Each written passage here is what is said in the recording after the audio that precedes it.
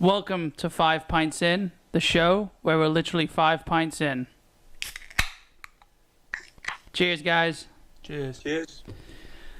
So we're kicking off on a good note. We'll get through all the games here, but I just want to start off by saying I think it's pretty certain that West Ham are safe, wouldn't you say? Definitely, mate. It's been another roller coaster weekend as well. You know, they go and get a great result, score 2 goals early, calm the nerves early.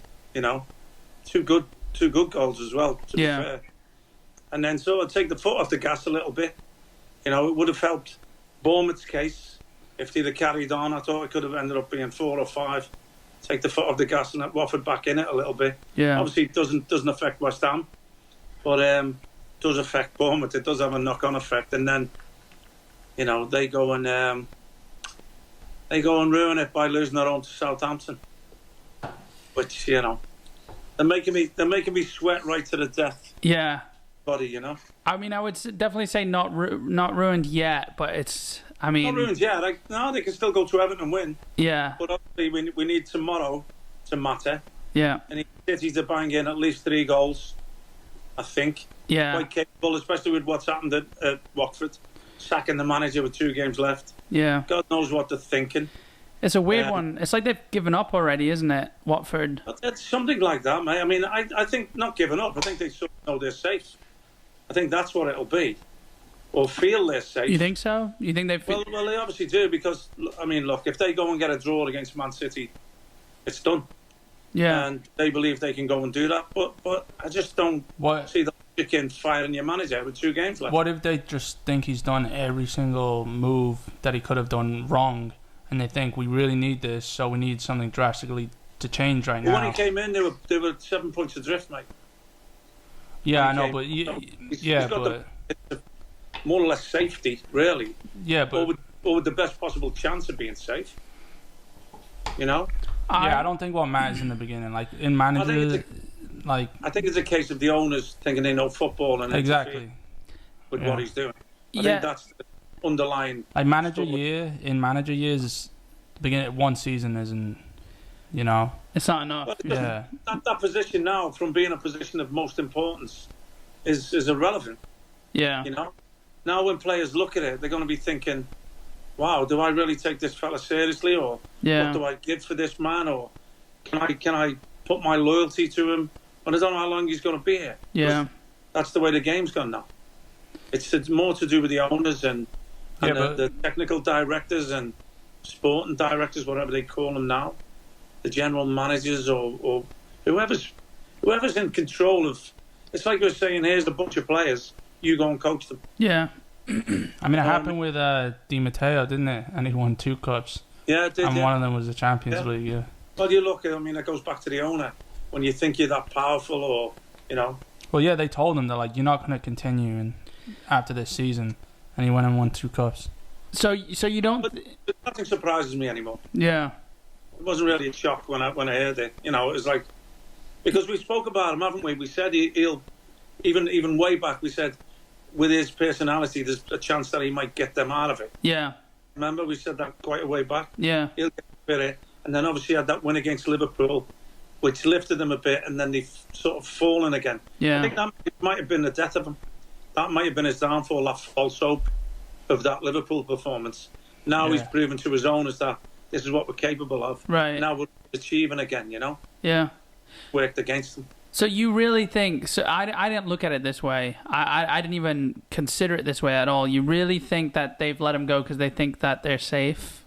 Like that's... No, I don't believe that they're safe. I think they've got one foot in the door. Yeah. I think they believe they've got one foot in the door. And to do it now rather than have because it's not going to be a simple transition from this season to next, is it? No, not at all. Nobody knows what's coming or what lies ahead. Obviously, the transfer window's going to open soon. It's going to be a little bit longer. Yeah. So maybe they need to bring somebody in and give him that opportunity to spend the money, or they may have run into complications about getting rid of him. I don't know. Do you think they've got someone else lined up? Like? Oh yeah, without a shadow. Yeah. Somebody's sitting there hiding behind a bush somewhere. Yeah. Who do He's you... been flying around and known for weeks and weeks, I guarantee. Do you have a guess who that... No, I'm not going to name anyone. Yeah. But I mean, there's a few names been bandied about. Yeah. You know, they talked on the telly about Big Sam, Yeah. who's notorious for coming in and saving clubs. You know, somebody like Alan Pardew, you know, sort of not local to Watford, but to the area, and has been proven as a manager. I don't know. It was the Kike Flores. They brought him in twice. Yeah. Kicked him out, brought him back. Kicked him out, brought him back. Yeah.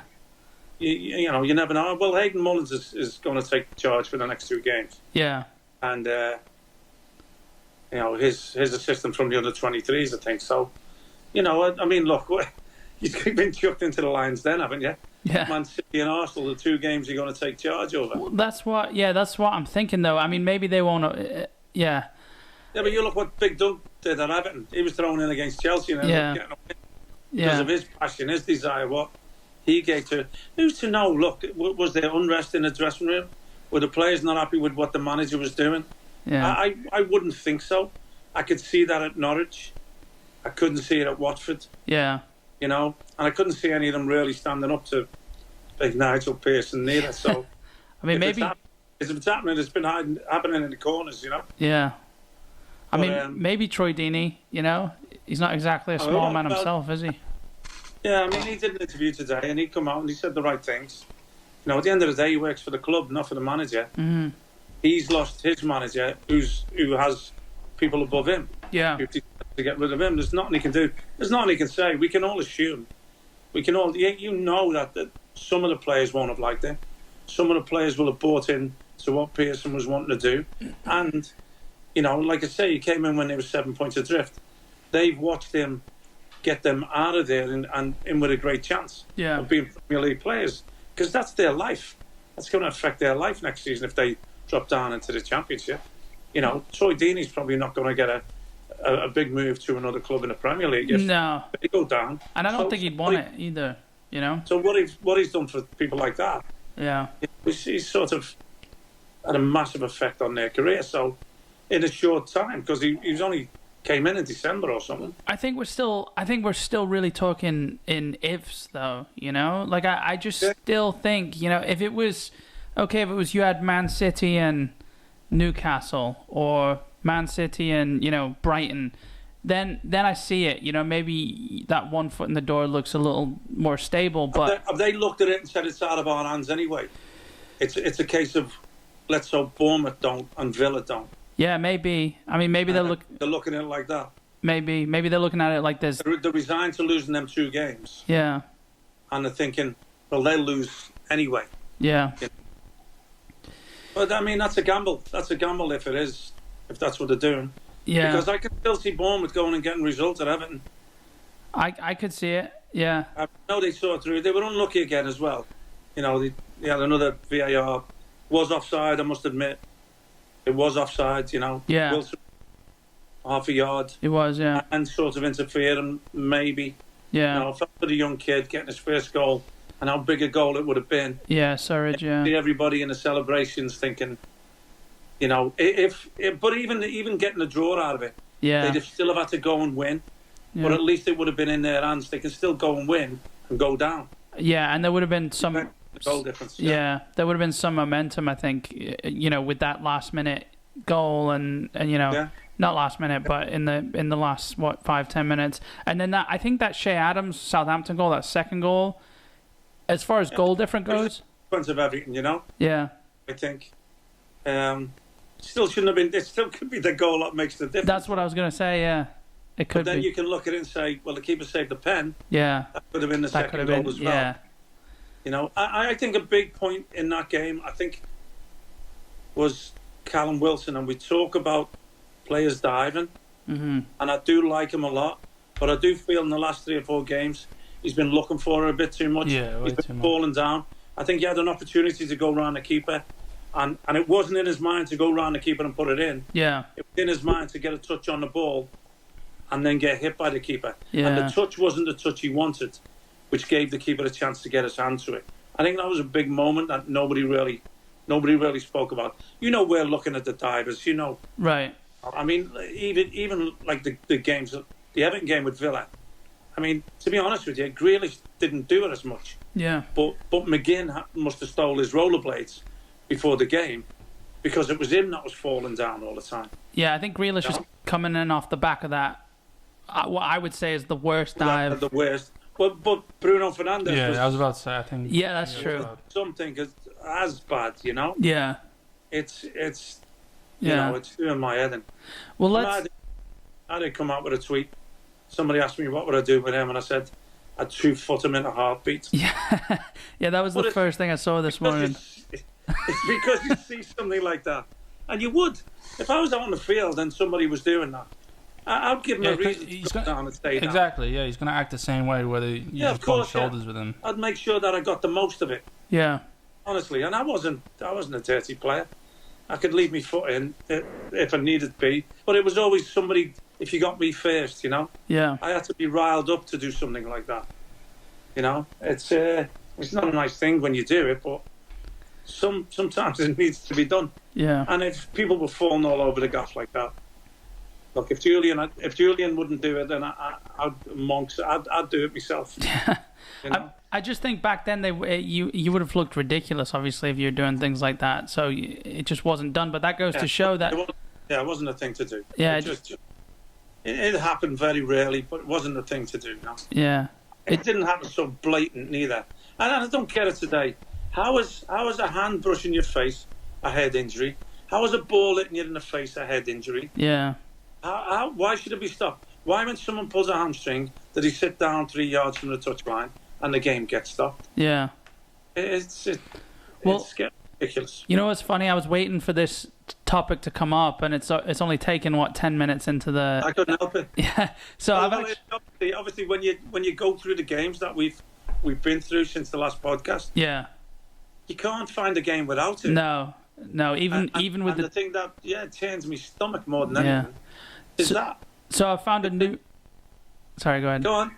No, go on. I've been waiting to go into this. I found a new sport actually. So if we want to give up football because of all the diving, there's a sport in Florence called Calcio Storico. There's actually a good documentary on Netflix. It's like football. There's only 3 teams, and you have to be born in whichever part of Florence to be a part of the team. I would live in Florence. I would love Florence. Well, listen to this. So the ref blows the whistle, and it starts off with a boxing match. And if you get knocked down, you have to stay on the ground until the other team is actually. Then it turns into football, and the team has actually scored a goal. And once a point's been scored on either side, you can get back up. So they don't wear gloves or anything. They look like 4-ounce MMA gloves or something like that. If even that, I think their hands are just wrapped. But it's kicking. The ref doesn't stop it for the head injury. No, no.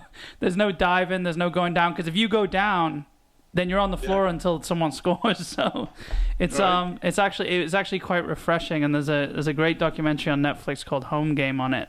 But it could be the new way to go. You know, if Jack Grealish stays in the Premier League, and that's what I've always said. I really appreciate hockey, because when they fight, they kind of just let them fight. You know, until it starts to get, serious. What is that in hockey? Yeah. Yeah. And that's something I feel like football needs. I think that sport's only second to that, when they used to chop somebody's head off and throw it through a in Rome. Yeah. Was it Mexico? No, it was Mexico, wasn't it? Was it Mexico? Yeah. Yeah, and you had to Is that a head injury? You chop your head off? Yeah, only if they go down. But yeah, so let's. Is it chicken? Carry on playing for a bit. Yeah. So I'm sure we're going to come back onto some of the bigger dives of the week. But let's travel back to the Man City Bournemouth game, and we'll start off there, just sort of going through the fixtures. You again, Mystic Bish, as we've been calling you around here. You said you didn't think Man City would pummel them, or it was more of like a hope that they didn't pummel them. Yeah, it was a hope, and I thought they would go there on the back of a couple of decent performances, that they wouldn't be overrun. And he did it the right way. Do you remember when West Ham went to the Etihad? Yeah. And Moyes went to keep the goal difference down and didn't play at all. And we said afterwards, and then for 3 straight games after that, they changed the tactics and looked like a half-decent team. Yeah. You could see the transition in them. And I think Eddie went there and went, I'm going to play them. Yeah. I'm going to play. I'm going to defend properly. But when we do have it, I'm going to get bodies forward and I'm going to look to create chances. And he did. Yeah. And I think they created more chances than City on the day. Yeah. Yeah, they did. And unfortunately, had chances to come away with a point as well. Yeah. At least a point. And didn't. And I thought, that's when I really felt for them. That have they shot their bolt? Is that the last big display? Is that and I was a little bit concerned. But they still came out against Southampton and looked like they could have got something. Yeah. I think they've had a little thing about the home form. I know you can say it's different with no fans and that, but I think they'd had a little thing with the home form anyway. And plus, with Bournemouth, it was never too late, no matter how many minutes were left, because they're known for scoring late goals as well. Yeah. I never gave up hope on them. I just thought if they just even could they have equalised, even if Southampton had got the second, 2-1 wouldn't have been as bad. Yeah. Because it looks like now that every individual goal could count. Mm-hmm. And I just hope that they can go and get a 1-0. If they go and get a 1-0 at Everton, I do think City will get a couple against Watford, and then I'm relying on Arsenal. Yeah. I mean, it's going to be tough. It doesn't fill me full of too much. Yeah, even but though they're on a decent run, They are on a decent run, yeah. And I mean, another team that made Man City not look like the giants that they're meant to be either. But yeah, I mean, Bournemouth, back to that game, it's, the giants that they've shown, mate. Yeah. In recent games, they've shown that as well. Yeah, but with the cracks that I think, are evident why they didn't win the league, or they didn't even come He's close. juggling as well, mate. He's juggling the lineup, isn't he? He's got the things on his mind. As may Arsenal. Yeah. When they Watford last game, they may be thinking of the FA Cup final. Maybe they'll rest a couple. Maybe. Yeah. Because they can't get into Europe now. I don't think. No, they can't. They can't get in through they can by winning the FA Cup. The FA Cup, yeah. That was the other position we couldn't think of last week. It was, yeah. Yeah, winning the FA Cup, because it used to be the Cup Winners' Cup and the UEFA Cup, and they blended it into one. Yeah. So the UEFA would go in if you were second, third, fourth, or whatever in the league, when it was only one in the European Cup. Yeah. And then the Cup Winners' Cup would be if you won the FA Cup. Yeah. So they blended that with the Europa League. I mean, I know we've been talking about how you've been getting results right, but you did say when David Silva scored his free kick against Brighton that it was probably the last goal he was going to score at the Etihad, and then he goes and doubles it. Yeah, against Bournemouth. No, man, it doesn't hinder it in any way, does it? No. Even if we hadn't scored against Bournemouth, we still would have loved the last one. I know, yeah. I just wanted to bring that up though, because it was yeah, it was that could be his last goal at the Etihad. I mean, probably is, So well, no, he played Norwich in the last game of the season, and Connor's got 8-0. Silva's going to be 8-0. Yeah, he's not going to not play him in the last game at the Etihad, is he? No, that's true. Well, last league game anyway. Well, last game at the Etihad. Real Madrid, yeah. Yeah. Oh, yeah. And then after that, though, it's off. There's no more games at the Etihad. That literally will be his last game at the Etihad. Will be his last game, yeah. Yeah. But it doesn't matter if he scored in his last 2 games before the last one. I know, yeah. No, it was just funny. Yeah, I'm just still openly persuade him to stay. Yeah, no, they tried, but I know. I mean, one big thing is they've released the pictures for next season, and he didn't take one in the new kit, so I don't think he's staying. I mean, they've all said they're going to convince him to stay, but I don't think he will. And I mean, just to touch on a few other things in that Bournemouth game as well, I saw Mendy making some good runs, and De Bruyne wasn't in the beginning, and I think Mendy needs someone with that vision that De Bruyne has to play him in. I know people, sort of jumped on him again. It worries me a little bit that we looked a little bit predictable when we went wide. With them low balls in the box, teams are starting to read it a little bit. We sort of look a little bit limited when everybody's not out there, if you know what I mean. Yeah. It was a bit, I wouldn't say lackluster, because it was the usual possession and passing, but, Bournemouth, I think, made the most or more of their attempts on goal, I think. Yeah, but there was... or whatever, Yeah, there was that, near the end of the game, though, where Bournemouth were really pressing with their tails up. There was that sort of City you saw where it's just like, let's get everyone back. We're not comfortable here. Let's just keep it out the goal. Let's just keep the ball out the net. And it's weird. You see it from time to time against these smaller teams. Usually, it's usually never against the bigger teams. But they looked like they were sort of keeping their guard up and just being pummeled a little bit at the end. But this is why I say when you play the best teams, you've got nothing to lose. You should just go out there. Right. You know what? If you lose 5-0, you're expected to. Exactly. Yeah. You should just go out there. Real Madrid aren't going to be a team that come out and play like they're desperate. No. They're gonna be compact for 20, 25 minutes, maybe 30 minutes. Have a little, feel it out. See if they can get an early goal, maybe. Yeah. And then it's anybody's game, really. Yeah. Come out if you go in 1-0 down to Real Madrid, second goal is vital. Mm-hmm.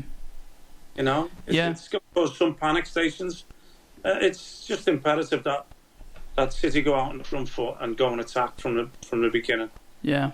And once you do, if you do get that goal, then you play your possession football. My thing is when I'm watching it now, is possession when you train, and you more or less play possession every day.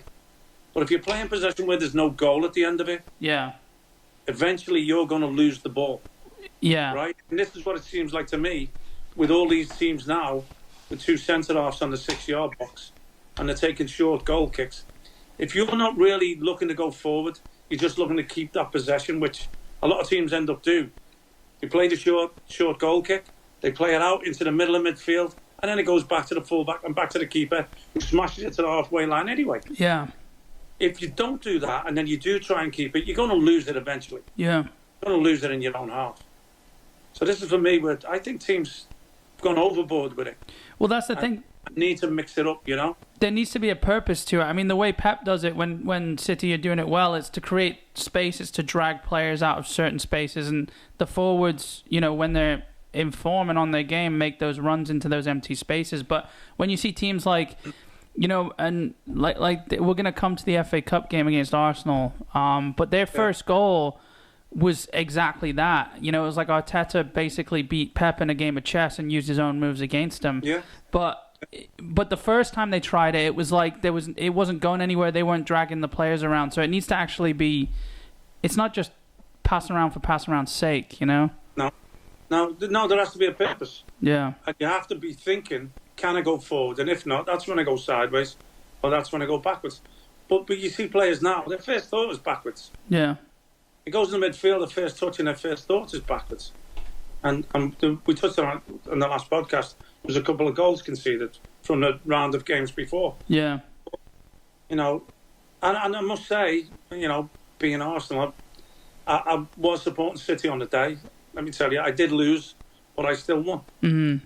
Because obviously Arsenal are in the final against Connor's boys. And I'm going to mention Dan Luiz.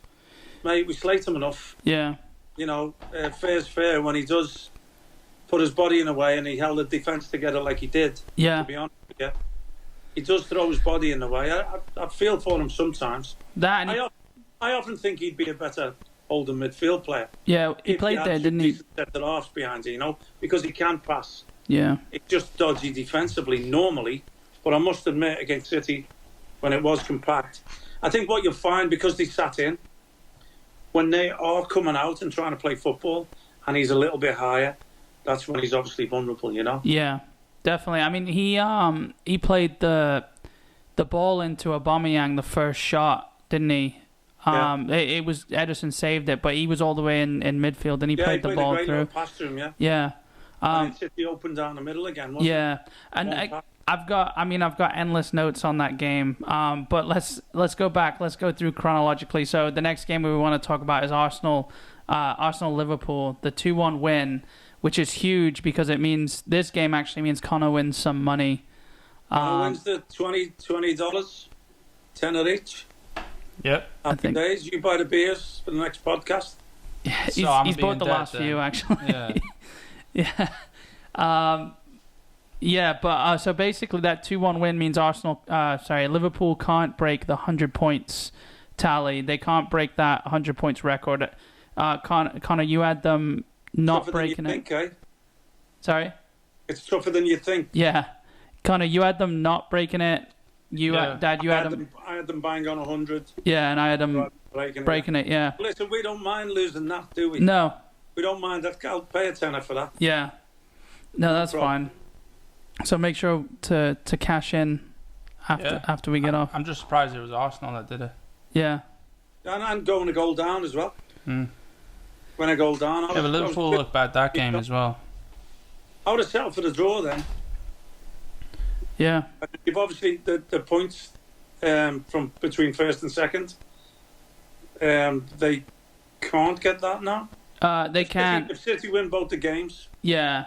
So right now, I think they're 18 points different, and the record is 19 points. And they've got to play Chelsea, yeah. Yeah. I just think. Is that Wednesday? Is that Wednesday? Yeah, Wednesday. This Wednesday? Yeah, Wednesday. I think Liverpool look like shit. I think they look like they've gone to sleep. I think they're done. Yeah, a little bit, yeah. You know. Burnley for the Arsenal loss. Mm-hmm. You know, and that's the same day, Wednesday. Hammers are going to go and get a point at Old Trafford. Yeah. I think they could. Put that on me predictor. Yeah. What'd you put on the predictor? I think you had 2-0 Man United, I think.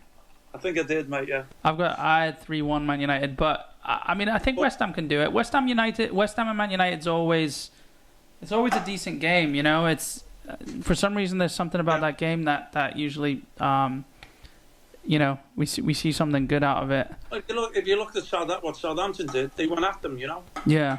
I think they've got to go at them. You've got to defend solid. I mean, the front three are a factor, aren't they? Although they wasn't really a factor in your semi-final, Con. David De Gea, best goalie in the world. So Ollie says. Yeah, I think they've got a better keeper playing for Sheffield United. I mean, they don't have a better backup keeper though. Well, not at Romero. the club, but he's out on loan, isn't he? Yeah, Dean Henderson. Yeah. I think Alan Shearer. Keeper than De Gea. Yeah, Alan Shearer was saying that they need to recall him and make him the first keeper. Oh, drag him back, mate. Yeah. Drag him back and make De Gea your second keeper. Do you keep De Gea or do you sell him? Well, maybe you maximise his value right now. Well, maybe not after the semi-final. Yeah. But I'd let him play a couple more games. Yeah. And then say, but hasn't he just signed a new contract? No.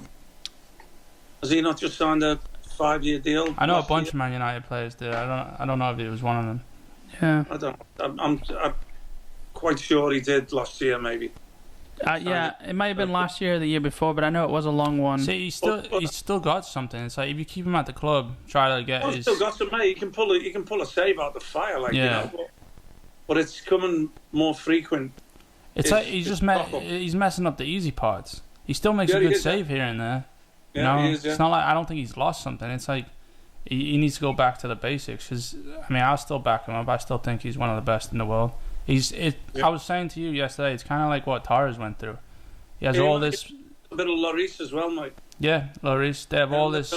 I think ability. He was quality, and then you see him, some of the blunders he's made. It happened. But look, at the end of the day, look, the longer you're there, the more it's going to happen because it's your last line of defence.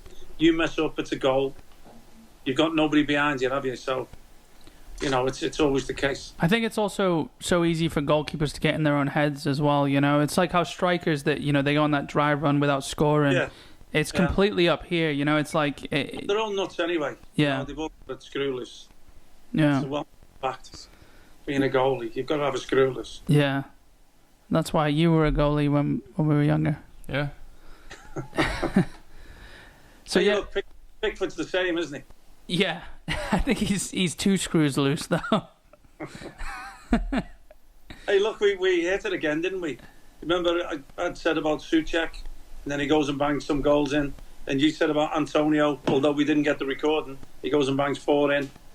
We said about Harry Kane. Yeah, Harry Kane. He goes and bangs goals in. Yeah, 2 quality goals as well. David Luiz. Leicester. And then I said about Richarlison a tweet through the week. Yeah. Up, down. And then he goes and gets the winner today. So let's start. Want to talk about? Yeah, let's start slaying Chelsea players. So Callum Wilson. Let's have a go at him. Let's see if he gets the winner at Everton. I'd actually like to have a go at Harry Wilson. the other one at Bournemouth. He's had a couple of chances in both the games that we late on. Yeah. And then the Southampton He had game. that left foot in the bottom corner in Southampton. I mean, to be fair, the Southampton one, the keeper's made a good save. Yeah. Yeah. But it could have been 2 occasions where he's made a massive difference. Yeah, but did you see? I just have to bring it up. Did you see him against City though? How he went down and then, so he was. Jumped back up he jumped back up, and I thought, from first look, I was like, he's been clipped, and he's just got up because he wants the ball, and then you look at it again, and it's not. It's yards away. Yeah. So I started writing notes. I started writing a note about saying Harry Wilson going down, and then he realized he wasn't clipped, or he realized he could go for the ball, and then I watched it again, and then wrote realizing he's a wanker, because he's realized he's gone down out of nowhere. He's literally nowhere near the players. There's not even any contact. Look, you don't like to see it with anybody, even if it's your own teams. Yeah. And I mean, I did say so. I tweeted something about Richarlison and Grealish, who's going to fall down the most in this game. That'll be interesting. Yeah. And it should be a record injury time for the amount of times that they fall down, Yeah. And some Everton fan come back and had a little quip at me, something. And how do you back that up? How do I back it up? No, how does he back up Richarlison? Well, it's just, you know what it is, mate. It's that's my team. These are my players. That's my allegiance. And nobody can say anything. It's bullshit. Yeah. Bullshit. If you're not honest with yourself. Look, at the end of the day, I'm not saying he's a bad player. When he signed, I said 40 million or something. Mm-hmm. I said, give him a chance. Look, the manager knows him from Watford. Silva. Yeah. Trust your manager. You brought him in to do a job for the club. Trust the manager to know him better than anybody. And I think he's still got this season, I think he's got 13 goals, which is fantastic for a team that hasn't been up there, hasn't been performing great. So I'm not knocking that. Yeah. I hate any player. I don't care who it's for. I hate any player that brings the game down like that and makes it, in a selfish way, not watchable for me, or the enjoyment of. Look. Even with the fear of the clubs, West Ham, Bournemouth, being in the relegation zone, even City in the Champions League, I'm going to have that jelly belly when I'm watching football. Yeah. I want that, and you need to have it. You need to care about your teams and the players. But at the end of the day, when even your own players are doing it, it just kills the game. It makes me angry. I don't want to watch football angry. Yeah. And that's what it does to you. And it doesn't matter who it is. But the anger is not just them doing it. The anger is no repercussions. Yeah. That does me as much as anything. And every player now, when they feel the stroke on the face. Now, is it an elbow? If it's an elbow, it's different. But it isn't. It's a forearm jumping for head, and a forearm touching your head. And the fact that they stop it because it's the head, it kills it even more. So normally when it's an actual elbow clip, and like maybe it's by accident or not intentional, and they get cut open, they're normally up straight away. Yeah. And they're trying to like just... because they know they're gushing with blood, but... It depends who it is, though.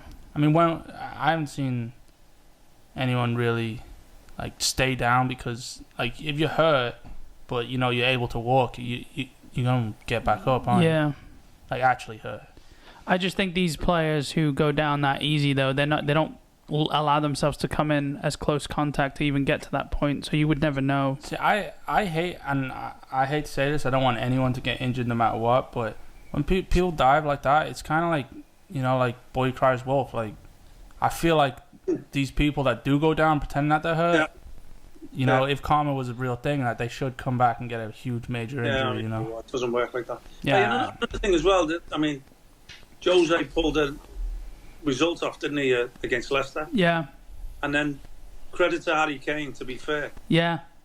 Had a pop at him a little. His second goal, yeah. Yeah, and then... But he's on the 6-yard box for his goal. Yeah. He's on his own 6-yard box defending a corner. And I think the young lad left back for Leicester.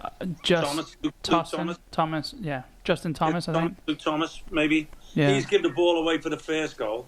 Yeah. And then he's faked the dive for the second goal. And stayed down. Again. throwing the arms in the air again. I mean, he's a youngster, and, and look, there's no better manager to be with if you have made the mistakes than Brendan Rodgers. Yeah. Because he'll find a way of picking you back up, and he'll start him again. He won't give the lad a hard time. Credit to Harry Kane, but what I did notice as well was Harvey Barnes, who can run. Yeah. He's made his way back. He's made his way all that way back, and the important 5 more yards, he chose to stop and put his hand up and play the offside trap. Yeah. When you have to go with the runner, Kane's there in front of him in his line of sight, and he's chosen, instead of being goal side and running with him, to step up like a defender would. Yeah. And that's not what he is. He's run all that way to get to the important bit, the last 5 yards, and stop. Yeah. And been onside and put a great finish in, hasn't he? Yeah. He was left with the first one. Yeah. But if you watch it back, he's in the space, marking space on the 6-yard box, and made that trek. Yeah, it's funny because we spoke about how Mourinho plays such park the bus football, and how Harry Kane's isolated up there. It's kind of ironic how he was back in his own 6-yard box, and that's where the seed of the goal became. It's just, well, even Son's got the deflected goal, the own goal. Yeah, Kane has picked the clearance up in the middle of the park. He's dropped back to pick it up and play the ball. Yeah. Down the line. And I must admit, when he was saying about the goal, was because even then Kane had played him the ball, and Kane was in the keeper's line of sight. Yeah. When it deflected was, in, so he's made that run again, and he's the furthest forward in an offside position. But they deemed that he wasn't. Which Michael obviously saw it because of the way he dove. No, he dived, Well, De Gea did at Everton, didn't he? But yeah. It's just so sporadic anyway. But what I was thinking as well, nobody mentioned it.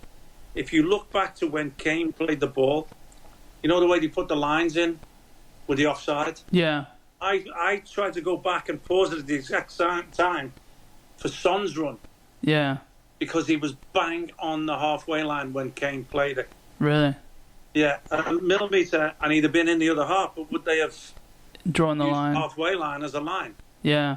You know what I mean? I mean, there's been so many of those toe offsides, hasn't there? Wasn't there? Yeah, there was recently, yeah. Yeah, there was one against was it Bournemouth City? Wasn't there a toe offside? City, yeah. Yeah. Yeah. And it was like, even then, like you said, as if it's your team, you wanna back them, and believe that nothing's gone, they've done nothing wrong. I mean, not that they've done anything wrong, but even that was harsh, I think. Yeah, but it's the correct result. If they show you the screen, if that's the rule, they show you the lines, it's the correct result. You've just got to get on with it. Yeah, I just can't gauge that as the player being offside. You can't gauge it that fine. And when you think about linesmen or their assistants, how can they get it? At least, you see the difficulty of it when it is like that. I think it definitely makes you appreciate the linesman, but it makes me also think, like, all these years that we haven't had it, how many goals, how many leagues, how many titles. England winning the World Cup. Yeah.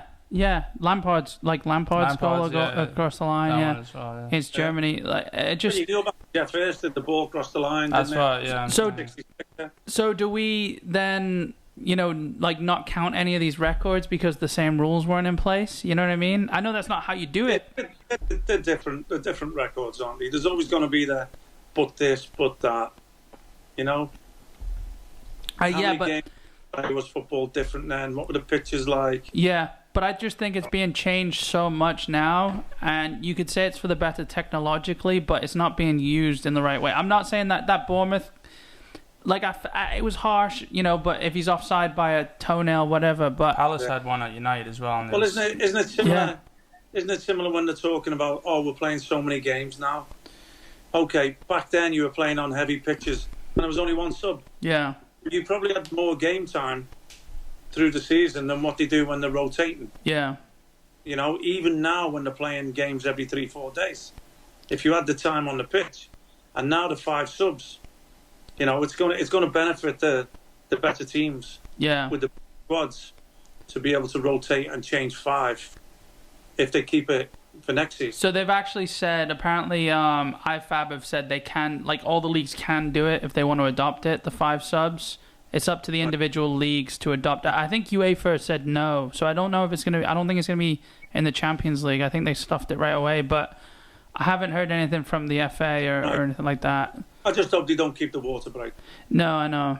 In my head. Well, one good sign is they're making it, it seems like they're making it as short as possible and just getting it back on with it. So hopefully that's a sign that it's not unnecessary. It stops enough. You know, yeah. I don't know if it's just over here with the broadcast we're watching. I mean, we still get English commentators, obviously, but they're calling it timeouts now. And I don't know, timeouts. Timeouts. Yeah. They, like, I forgot who it was.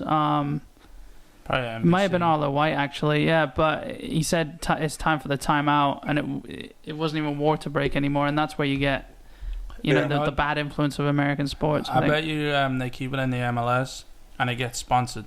Yeah. Like this timeout is sponsored by... Or maybe not, just Bex's team haven't won a game.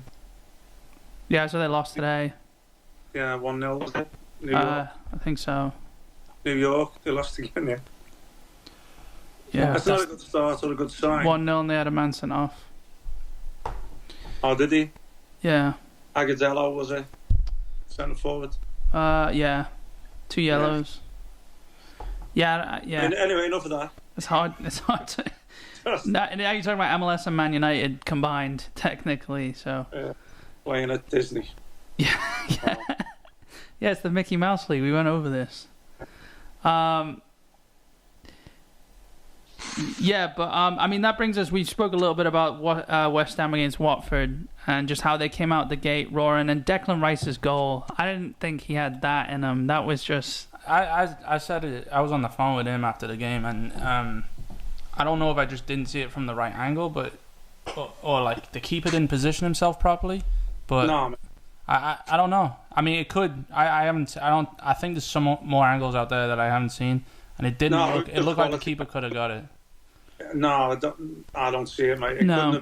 It started outside the post, mate. It couldn't have been any. Did it? Yeah. Okay, I didn't see it. And don't forget, when it goes in a little bit lower, it's going to be dipping as well. Yeah. No, I saw the dip.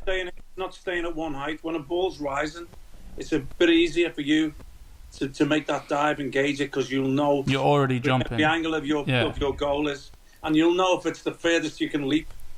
You're covering the top corner, you know. But when it's dipping as well as bending, that's a different kettle of fish. Yeah. But he wasn't getting there anyway. I don't see where the goalie's to blame in any bit. And I thought, look, and I'm going to say it, Souček's header was just as good. Yeah. It was just as good. Yeah. Bang in the top corner, and he's effective in there. Yeah. He's effective in and around the box. Yeah. Isn't he? Yeah, depending on which, it doesn't matter which box. Yeah, you said he plays like Fellaini, didn't you? No, I'm saying it's a similarity with what Moyes had with Fellaini. If he goes on to achieve what Fellaini did, I'd be okay with it. Yeah. Just don't know if that style of player. Well, then again, whatever succeeds. You know, I was going to say I don't know if that style of player suits West Ham, but I mean, what kind of style of player is that? Right now, you know. Yeah. Now it's survival. Next season, when you start fresh, which is why I'm saying, will he hold down a regular place in there? Because they're going to go and buy players. He seems. You know, I think he's just filling a spot. I think he's just filling a gap. Well, he's done great. I mean, there's no getting away from that. You know, I've had some West Ham fans tweeting me, you know, saying, and putting the tweet that I put up there when he first came, and I said, well, it doesn't really look like a player to me. Yeah. That tweet was said 5 months ago, 4 months ago, 5 months ago, maybe. Yeah, February. He's come to the fore in the last 3, 4, 5 games. Yeah. Which is the last time I seen him getting taken off on Anfield. I worried about him. It was, you know, roundabout saying I don't really know what his strengths are. Because obviously not going to get them balls in the box against Liverpool and see what his strengths are. Yeah, I even felt that way though the first game or two back from the break as well. It wasn't like he just came back from the break and he was good. You know, I felt like he just disappeared. No, I mean, his football in general is basic. Yeah. Right? He's not seeing as much of the ball that I think a holding midfield player should. But he's moving it when he gets it. He's not really giving it away. Yeah. And yet he's getting himself in the box in the games that they're actually putting balls in the box. Yeah. And I think I've seen today there was whispers about them looking at Dzeko. That's not a bad. Yeah. I wouldn't. Some West Ham fans didn't want it. They don't want a 34-year-old coming in on a short-term basis. But look, if the money was right for me, I always liked them at City, mate. Yeah. Didn't we talk the other week about Yarmolenko? Yeah. And similarities. When he starts, he doesn't look as good as he does when he comes off the bench. On. Yeah. That's what Dzeko was for Man City, wasn't he? Yeah, super very effective. And if you look at his goal ratio, mate, Dzeko's goal ratio, take him any day of the week. Yeah, he provides. It's not going to be that he can't do the other bit neither. Right. He can't be holding it up and bringing players in and then getting in the box. You know, I think, like I said about City, we're missing that plan B a little bit. Yeah. You know, when Mendy gets down there, defenders know, we're not going to put it up in the air, you know? Well, unless it's against Arsenal on Saturday, but we'll get to that. But yeah. I think Dzeko to West Ham, I think that's a good shout. Or Giroud even. I mean, similar type of player. Chelsea aren't letting them go, mate, are they? No, and they shouldn't. Yeah, I mean, Lampard loves him right now, doesn't he? Yeah. But I mean, the amount of forwards Chelsea are signing. Timo Werner came in. They're looking at Kai Havertz. I know he's more of a number. Look, it will be one of them that use him while he's here, and maybe the January window if he's not getting the games he wants, maybe that'll be the time. But back then, I think he will go back abroad. Probably back to France. I think he'll stay in the Premier League. But that's also their plan B, isn't it, Giroud? You know, fire it in high and Giroud's technically gifted. Mate, look, it could be your plan A, but you know, we all want to get the ball down the sides. The important people are the wing backs or the full backs or Sheffield United, the centre backs. Yeah. Again today, the lad Basham, he gets down there all the time. Yeah. You know, you've got to have options in the box. You've got to have that option of playing it low or clipping it up for someone. Yeah. And that's where the low ball. If you're playing like Chelsea do, with Giroud, the one up front, you've got three none sort of strong in the air behind them that need to get in the box for them low ones. Yeah. You do give yourself options. I mean, Giroud had that option, really. Look, Jesus isn't bad in the air, is he? No. He's not bad, but he's not your target man. You're going to clip it up and expect him to win it. No. So with that sentence, why the hell did City whip in, 10, 15, maybe even 20 high crosses against Arsenal? Don't know. It just didn't make any sense. Every cross Mendy put in bar 2 went head height. De Bruyne was putting in head height crosses. What the hell was going on? Kyle Walker was putting in head height. I think when you look at it with De Bruyne, you know, when Aguero's there, it's different. He's whipping them balls in low, isn't he? Yeah. Knowing that he's going to be the sharpest to get onto them. But look, I think it's putting it between that space of the last defenders and the keeper. De Bruyne finds that better than anybody. But when the space isn't there, which it wasn't with Arsenal because it was constant pressure. Yeah. You know, they got two sort of not counter-attack goals really, or breakaway goals. They played out of the back, maybe for the first one. Yeah.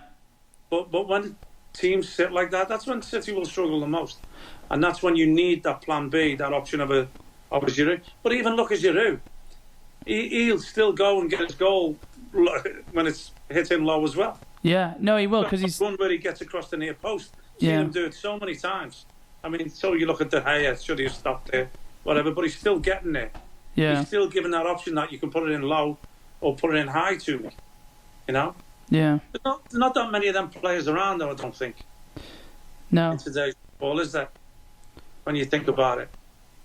No, but Dzeko is one of them, and I think West Ham picking him up would be a great signing. I mean, you've got Antonio up there, but it's a completely different player, you know. And Dzeko's decent in the air as well, isn't he? Yeah, Antonio, but he's not big though, is he? He's strong, but he's not. Well, he leaps and wins headers, mate. Yeah, he does. And he is strong. He will hold defenders off and get there first. Yeah, I mean, but Dzeko's a different kind of player. It's like that. One of his goals at Norwich was that. He got up and scored a header. Yeah. Yeah. But yeah. I'm just it's exciting. It's still got me on the edge of my seat. Even with West Ham, you know, but that could end Wednesday. Yeah. I hope it does. I don't want it going to the last game. But even if it goes to the last game, Villa at home, I think it's still going to run away with it. I think West Ham. I just don't think there's anything to worry about with West Ham now. I said that weeks ago, mate, didn't I? Yeah, but it looked dodgy. About West Ham, I fear for Bournemouth. Yeah. Still, and like you say, Villa are above them now with the goals for. Yeah. We were talking about it yesterday. It's they're still going to lose, so it's going to be. Yeah, it's still going to be. Bournemouth needs a win. Villa concede goals. Mm. And West Ham can help them out, and Man City can help them out. Yeah. And let's just hope they do. Yeah. I did just want to go back to the... I mean, West Ham are mathematically... No, they're not. I mean, what, on goal difference? Yeah. So West Ham have a... Well, that's the point. 14 goal... That's the point. Mathematically, they're not safe yet. They're going to lose 7-0 and Villa lose 1-0. I don't make the maths. I'm just saying... No, I know. I'm just saying, like... West Ham, yeah. It's done. Yeah. Villa play tomorrow, don't they? No. Tuesday, tomorrow, yeah. Yeah, who's that again? Yeah, no, Arsenal. Arsenal. Jesus, I can't see, yeah. There you go. Well, they could be done tomorrow. Yeah. Hopefully. Yeah. Let's hope Arsenal don't cock up. Yeah. I mean, I just wanted to touch back real quick before we go on the City Arsenal game. I just it's this centre back. It just bothers me, right? It's like so the goals that were scored, the back line wasn't in tune with each other, right? So Aubameyang's chance that we were talking about, David Luiz playing it in, Laporte was out of line on the back line, and he played him in. For Aubameyang's goal, Walker was out of the back line, sitting back, and he played Aubameyang onside. Which goal? The second one? That was the second one, yeah. The second goal was a good run, it was a great run, but he would have been offside if Walker was in the right line of defence. Wait, he was only on, it was left back that played him onside. Yeah. No, it wasn't. For the Tierney ball that he played over the top. He went in behind Walker, didn't he? Oh yeah, I'm sorry. I'm talking about the first Aubameyang's first goal. Walker played him onside. Right. When the cross came in across from it, but I'm talking about Tierney's chip over the top. Who was it? It was it Mendy who played him onside across the left back, but he wasn't in line with the defense. It's just, and I think Arteta. I think credit goes to Arteta as well, because he basically played two left backs against Mahrez, who's been on fire. He played Maitland-Niles, who's right-footed, to cut off Mahrez's cut in on his left. But he played Tierney at left centre back to stop any adverse moves to that. Left back will come out and double up. Exactly, yeah. So I think Arteta completely, like I said earlier, it was a game of chess, and Arteta was playing. It's still not putting your own chances away as well. Yeah, no, 100%. Yeah, it all boils down to that. Sterling had one second half. Concede 2 goals, but go and win 3-2, and have a word with your defence and try and sort them out for the game after. But it just didn't seem like that. I didn't feel like they were going to win. Right. We went 1-0 down. I just didn't feel it, Yeah, I mean, strange one. Yeah, I mean that game in isolation, the strikers weren't hitting them on target at all. But it's been the tale of the whole season. We've scored how many goals? A lot of goals. The most we've scored. Anyone, yeah. Yeah, but it's the defense, So they're talking. Apparently, there's been a deal in play right now with City and Nathan Ake from Bournemouth for between 30 and 35 million, which I don't think is a bad signing, really. It's just another Chelsea player. Do you want 2 left-sided centre backs now? Well, teams play with 2 right-sided centre backs, and it works out just fine. Yeah. You don't always need that. Don't get me wrong, mate. I would snap him up. Yeah. I would snap him up. Yeah, but one thing I think Kyle Walker needs is a centre back who's gonna yell at him when he's out of position, and Eric Garcia isn't doing that. And Eric Garcia's got a really big future ahead of him. Well, he isn't going to, is he? A young lad like that, 19. No.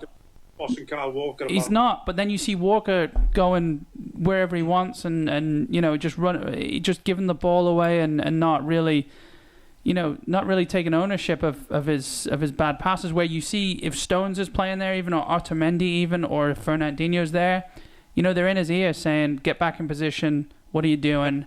And it sort of keeps him in line. And I think Walker's a great player, and he's He's a great right back, but Garcia's not going to do that. And well, what's the option? Would you play a third centre back?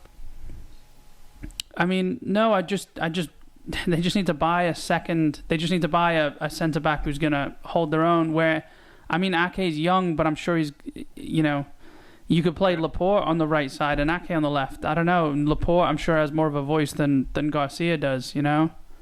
But that's a different problem. That might be a problem with Walker. I don't know, but it's just something I noticed where it's like, even Stones. I know he slipped up, but if you play him there, Walker plays better.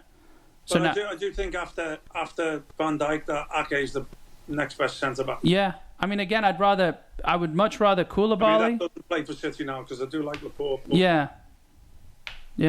I'd much rather Koulibaly. I think he would be a great signing, but it's the money, and who knows where we're at with wanting to spend that much cash right now. I mean, that Sam Lee's come out and said City are willing to spend 300 million on a revamp, but I don't really see that money being spent.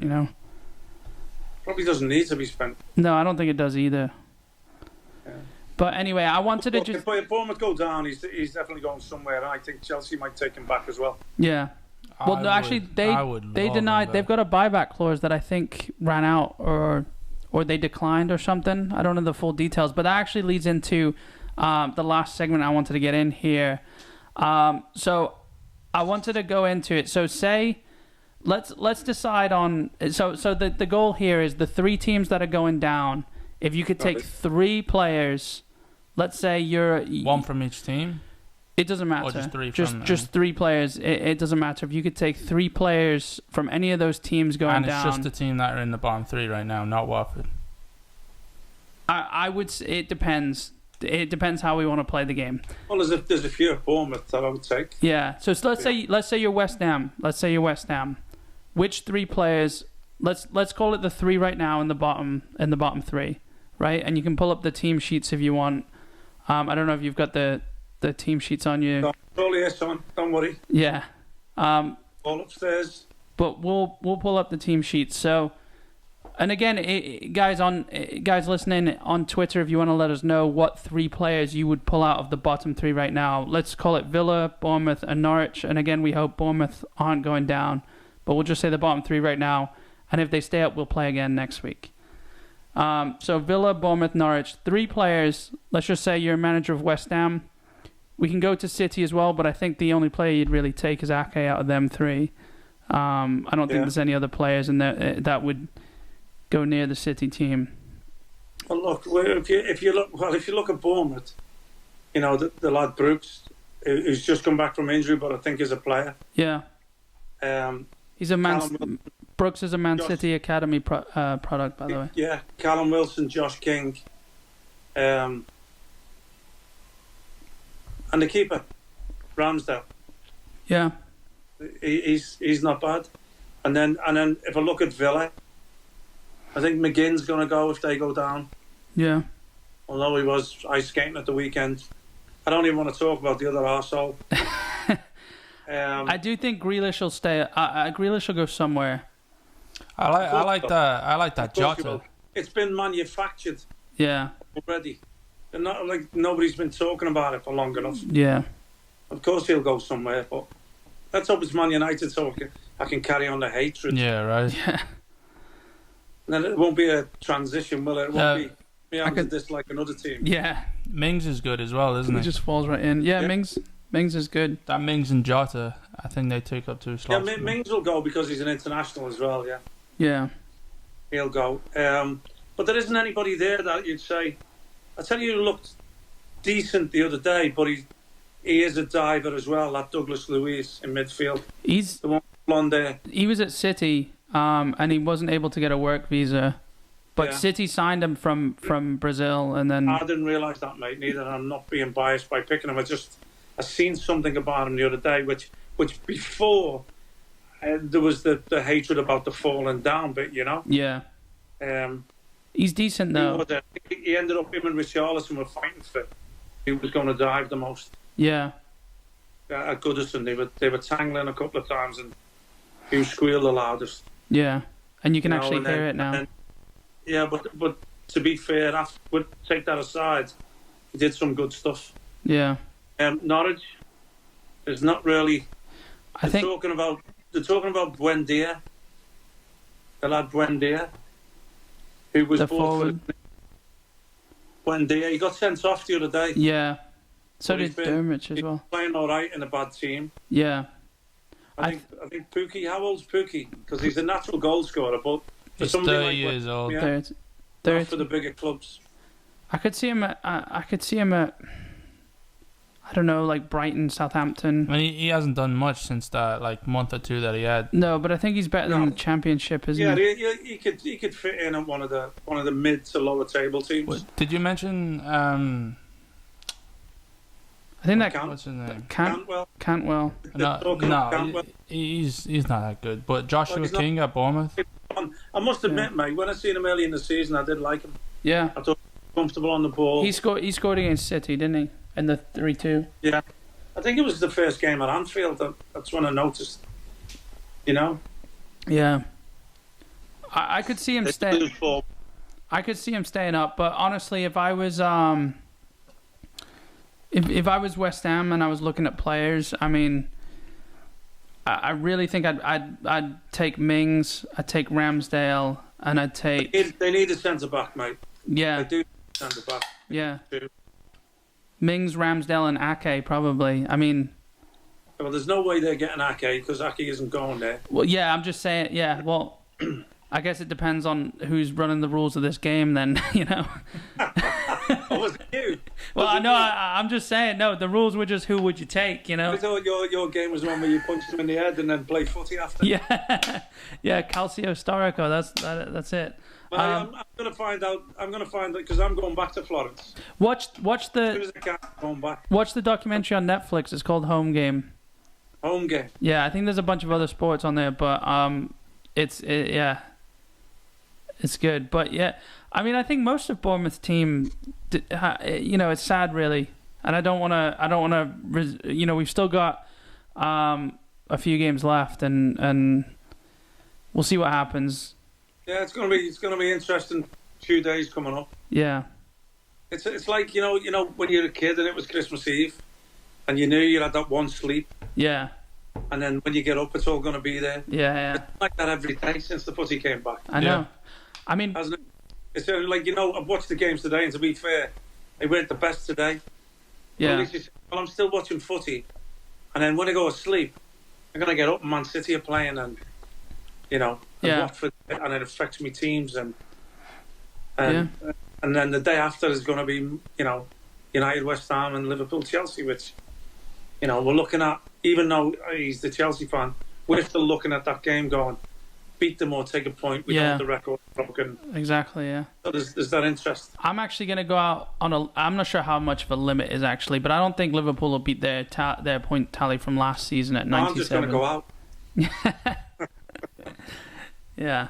I don't think they're going to beat 97 points. Well, that's fine. I don't care anymore now. It's done. Yeah. But don't look at the calendar next week because there's nothing on except the FA Cup final, which... I'm just worried what we're going to do through the week. Yeah. We'll figure it out. We were talking about maybe trying to squeeze in an extra episode, but we'll talk about that later and see, but it's been hard to keep up. We're going back so far when we come in because there's... I mean, City have played, 2 games? Teams have already played twice in 1 week. So if we've missed any big talking points that you guys want us to touch on... on Twitter or something, yeah? Yeah. We'll pop it up, whatever we've said. Yeah, let us know, and we'll come back next episode and either make, give our excuse or make our argument, But yeah, I think that about wraps it up, unless you guys have anything else. I know we didn't talk much about Chelsea, but I mean, you've got an FA Cup FA Cup final coming up, and people were talking about a Manchester derby, weren't they? The FA Cup final, Manchester derby, the possibility. Who thought Man United would beat Chelsea? Yeah, it's ended up a London derby. Yeah, no one was thinking that. I thought it was going to be City, Chelsea. To be honest, it looked like the player had it. He might have had money on it. Yeah, right. Yeah, I'm confident now we're going to win. For the first time Don't forget there's going to be a hunger there because it's Arsenal's only way into Europe and you have another... Yeah, but they've been doing that for years, haven't they? especially with Leicester playing Man U in the last game. It's going to be interesting. Yeah, I don't think Chelsea think like that. We're getting knocked out of one cup.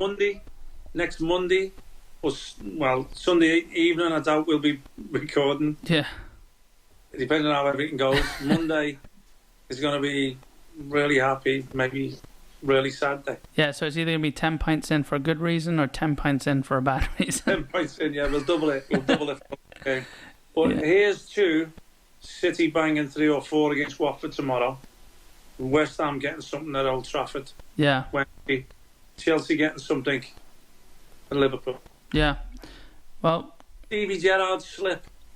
Yeah. I'm alright with that. Bye, man. All right. Cheers to that, guys. Cheers. Well, everyone Cheers, listening, make sure you check out the Facebook, the Instagram, the Twitter. Go to 5pintsin.com for all that good stuff. And thanks for listening. We'll talk to you next time. Cheers, guys. Cheers.